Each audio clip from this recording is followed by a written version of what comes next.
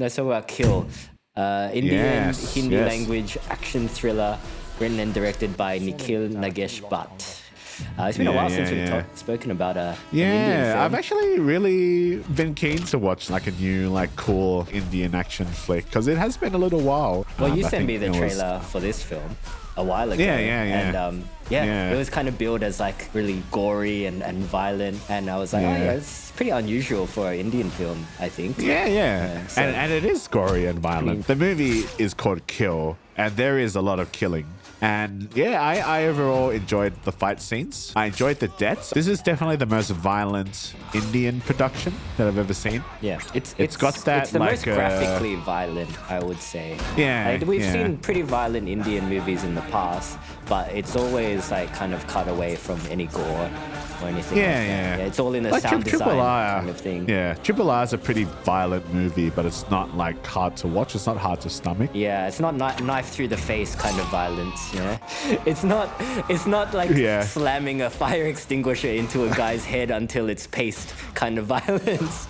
Yeah. Because when I think of Indian cinema, I kind of think of them as typically what we would call M-rated movies. So like, not just in terms of violence, but in terms of like subject matter as well. Yeah. Nudity, maybe foul language as well. I remember there was a movie I watched called Premam a while back, and every time like somebody lit up a cigarette, a warning would come up saying like, Oh yeah. cigarette smoking is bad or whatever. I've seen that in a few like Indian films as well. Like, you know, Bikram Beda, where like every time they would like spark a cigarette or drinking, it's like, by the way, drinking is unhealthy or smoking is unhealthy. Like, don't do it. It's funny how it's like, don't drink and don't smoke, but like killing's fine. Smashing a guy's face with a fire hydrant. It's fine, you know. It's all good, yeah. It definitely has that kind of Indian plot points where it is focused on like the love between the lead, who is Amrit, and he is trying to get to his girlfriend, who is in an arranged marriage to someone. Is I think they're gonna try to elope away like at the end of this train destination. Yeah. But it's basically hijacked by a bandit family, I suppose. There's kind of heads of the gang, but there is one main antagonist who does escalate everything to kind of force Amrit to really lose his shit eventually. I think in general, this film is pretty different to the other Indian films that we've seen. I think so, yeah. Like, there's no musical number in this film.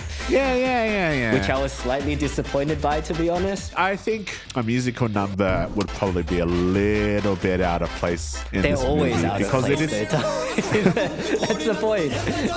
They're out of place, but they fit. Like in Triple R, it fits. Even in Bikram Beda, it's like it fits. You know, there's just something so much fun about Alcoholia. Sure. Whereas in this one, I have a feeling they were going for an international appeal. For It does this seem movie. like that. Because there is a lot of tastes of, like, I guess what you call the Indian cinema, like kind of, I guess, Bollywood feel. Like there is kind of a very strong romantic core behind the motivation of the film. Yeah. And there is kind of like cheesiness, and there is extreme hyper masculinity There's amongst the male lead. There's Definitely a bit of bromance. bromance there, yeah. Well, I was watching, I think it was the Fung Bros. They were like talking about Monkey Man.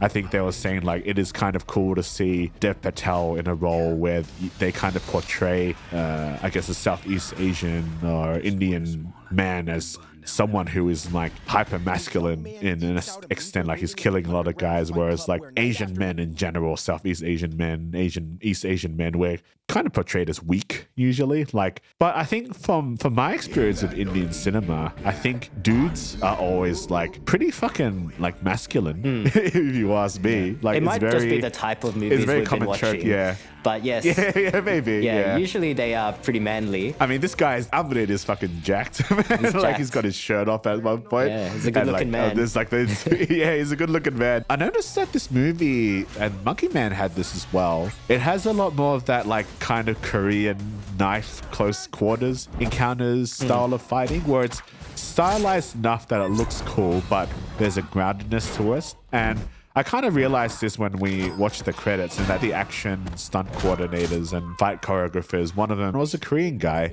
He's worked on like, he did the stunts for like Parasite Okay. He did the stunts for The Yellow Sea as well, if you remember that movie. Yep. So that's where I can kind of see where a lot of that bone crunching, face smashing probably would have come from. Yeah. I feel like there's a little bit of Indonesian vibe to it as well.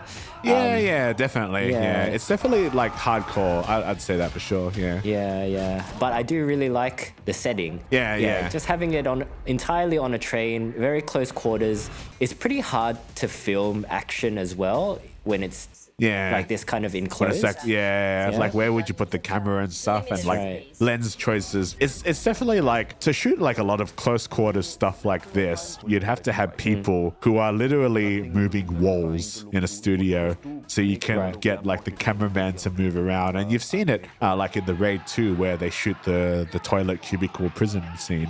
There's guys moving the walls. So I assume that they would probably have to do that. Most of the fighting looks pretty authentically practical. There's a lot of environmental damage. There's a lot of people's heads getting smashed into walls. A lot of head damage. Yeah, the lead, Lakshya, the guy playing Amrit, he's got an action background, so I assume he's doing a lot of the stuff himself. Okay. Yeah. It looks like it. I think he looks like he knows what he's doing. Definitely looks the part. And a lot of the shots are wide, and I think the fight scenes are edited pretty well. Something that's kind of interesting in this is that there is a lot more of an emphasis on the bandits who are a family together. Usually in these kinds of films, it's kind of like faceless goons, right? The Raid is an apartment building, but they're all kind of just working for this guy, right? There's no emotional, no emotional stake in it for them. But you're right. This bandit team is a family. They're all an extended family. So when there is a death of one of the goons, there's often a real stake, because they would yell at their name, such and such is dead. They're Bechan, Pilas, Bedu. They want to use so much energy, putting those corpses up. I don't think it was worth it. 8 guys, but I'll give him the benefit of the doubt that he was pretty angry, so you can get a lot of shit done. I guess when you're in a rage. But he's lost all that cortisol and adrenaline. He needed it, Dad. He could have used it. Yeah, I guess so. I guess you're right. The thing about this movie is everything on how you're supposed to feel is very telegraphed. It's very cinematic. It's not it's not subtle. It wouldn't happen in. It's melodrama. Yeah. Basically, it's melodrama. Yeah, and I kind of grown accustomed to that now. I think the movie that probably does it the best, that is the most natural that we've seen, is Gangs of Wasseypur. But this one, even I think, and this might be my issue with some Indian cinema in general, is that the melodrama just pushes it over a bit too much, where I kind of lose my suspension of disbelief at a point. Okay. And as what we were saying about when the bad guys kept crying over their fallen brothers, it's kind of yeah, sure, but also as an action film, it's you kind of want to get over it. But I feel even more. that element of it is pretty subdued compared to other Indian films. I think so. Even something like Triple R, that scene where the guy's getting whipped, right? And the song is playing and it's kind of explaining what you're supposed to be feeling. There's none of that in this film. There's none of that. It's pretty exposition light. It is quite restrained in that manner, and I kind of respect it for that. It's trying to do something different. Yeah, I think as an example of Indian cinema that is influenced by other countries' cinema, I think Kill is probably what I would prefer rather than a Monkey Man. The Indian flavor is still really strong in Kill, whereas Monkey Man feels more like an international film, because it is, it's not an Indian film. So the idea that these bandits are a family, I feel that's very kind of in line with Indian values. The whole romantic subplot as well, that's pretty Indian cinema. But it's still kind of got these other flavors in it. The musical choices, I think, are pretty Western. And the action itself is more influenced by other Asian cinema rather than Indian cinema. I'm curious to hear what Indian film lovers think of this film, because like I said, I feel it's pretty different to most Indian films. I think Kill probably has more of that cult cinema international appeal. The Night Comes because for of Us. If you're a fan of The Night Comes for Us, you'd probably enjoy this. Yeah, I fucking love that movie, man. I want to talk about that movie one day. if that for me, it's like, yeah, that movie, it's wanton violence. It's probably too much for most people. I'm like, no, it's just right. As you were saying before, I wonder what the Indian audience would think. Would they think, oh, is this like a pandering film to like the West or something? Because, you know, it's the same thing with Crouching Tiger, Hidden Dragon when that came out. Like, right, yeah. It was a critically lauded film, but then most Chinese audiences, maybe at the time, were just like, this is just fucking like Chinese exoticism for like Western viewers, you know? And I kind of see the point for that as well with this film. I think it's Indian enough. I think it does strike a good balance. Yeah. Well, but maybe that's just for us because we're not massive fans of Indian cinema. We enjoy it. Like, yeah, I would say we're still at the dipping our toes in phase. Yeah. But I would be fascinated to know what a hardcore Indian cinema fan, how they would feel about this film. I think for me, like, you know, you should appreciate a film for what it is rather than what it isn't, right? And I think this is, at its core, it's a very enjoyable action film that is it's a fun action just film, violent enough for my taste, I think.